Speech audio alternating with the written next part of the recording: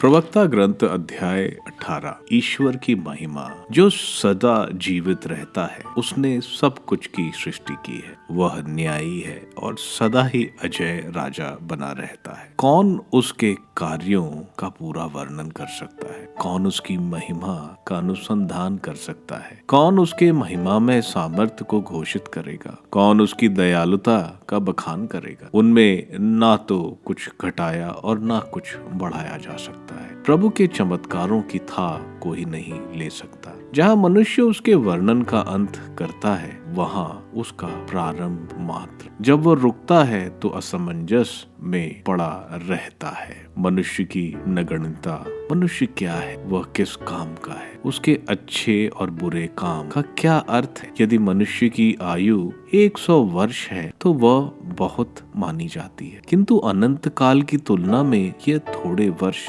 समुद्र में बूंद की तरह, रेत कण की तरह है। इसलिए प्रभु मनुष्यों के प्रति सह्युणी है और उन पर अपनी दया बरसाता है। वह उनके हृदय के बुरे झुकाव देखता और उनका दुष्ट विरोध जानता है। वह उन्हें क्षमा प्रदान करता और धर्म मार्ग दिखाता है। मनुष्य अपने पड़ोसी पर ही दया दिखा सकता, किंतु प्रभु की दया सब शरीरधारियों पर प्रकट होती है। जिस तरह चरवाहा अपने झुंड का पथ प्रदर्शन करता, उसी तरह वह मनुष्यों को डांटता, दंडित करता, शिक्षा देता है। वह उन लोगों पर दया करता है जो उसकी शिक्षा ग्रहण करते और उसकी आज्ञाओं का उत्सुकता से पालन करते। समझदारी। पुत्र, भलाई करते समय किसी को दोष मत दो और दान देते समय कटु शब्द मत बोलो। क्या ओस शीतल करती? इसी प्रकार उपहार से भी अच्छा एक शब्द हो सकता है। एक मधुर शब्द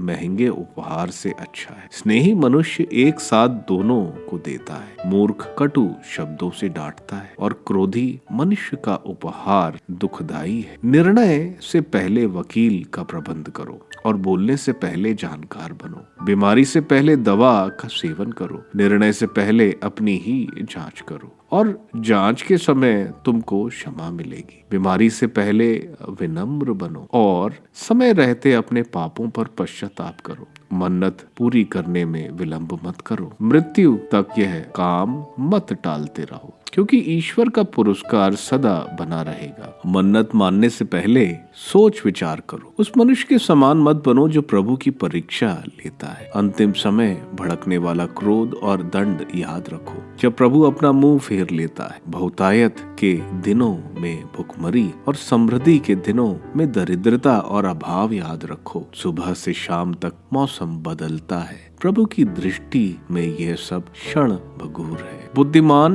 सब समय सावधान रहता है और जब पाप का बोलबाला हो तो वह अपराध से बचता है। हर विवेकशील व्यक्ति प्रज्ञा पहचानता और प्रज्ञा संपन्न मनुष्यों की प्रशंसा करता है। नीति वचन जानने वाले अपनी प्रज्ञा का प्रमाण देते हैं और वर्षा की तरह सुक्तियां बरसाते हैं। आत्म संयम। अपनी वासनाओं का दास मत बनो और अपनी लालसाओं पर संयम रखो। यदि तुम अपनी वासनाओं का दास बनोगे तो तुम्हारे शत्रु तुम्हारा उपहास करेंगे। दावतों में रुचि मत लो, इससे दुगनी दरिद्रता आ जाती है। यदि तुम्हारे पास धन ना हो तो ना पेटू बनो और ना मध्यम। कहीं ऐसा ना हो कि तुम अपनी हानि कर बैठो।